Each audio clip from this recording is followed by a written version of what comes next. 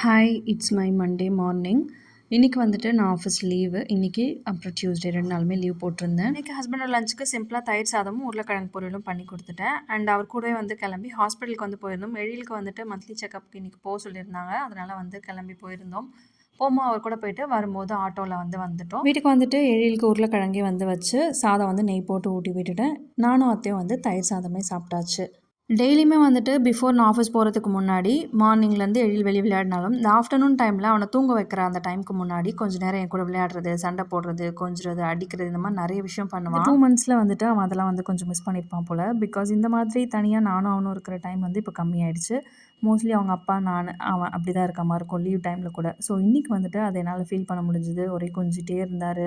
முத்தம் கொடுத்துட்டு, அம்மா நீ வீட்டிலே இருந்துருமா, ஆஃபீஸ் போகாத, இப்படியே இருக்கலாம் நம்ம அப்படிலாம் சொல்லிட்டு இருந்தான். அப்படியே பேசி அவனை தூங்க வச்சுட்டு எனக்கு கொஞ்சம் லேப்பில் ஒர்க் இருந்தது. அது எல்லாமே நான் பண்ணிட்டு இருந்தேன். எழுந்த உடனே அவனுமே லேப்பில் கொஞ்சம் நேரம் ஏபிசிடிலாம் எழுதி பார்த்துட்டு இருந்தாரு. அண்ட் இப்போலாம் நேம்லாம் வந்து நம்ம சொல்ல எழுத ஆரம்பிச்சிட்டான். ஃபைனலாக இப்போ வந்து என்னோட நேம் பார்க்காமலே எழுத கற்றுக்கிட்டான். ஆனால் அவன் கற்றுக்கிட்டதுக்கான ரீசன் வந்து அது அவங்க அப்பா பேர் நினச்சி கற்று வச்சிருக்கான். பட் அது என்னோட பேர் அப்படின்னு சொல்லி சிரிச்சிட்டு இருந்தேன். இன்னைக்கு டே இப்படி தான் போச்சு. நெக்ஸ்ட் வீடியோவில் பார்க்கலாம். பாய்.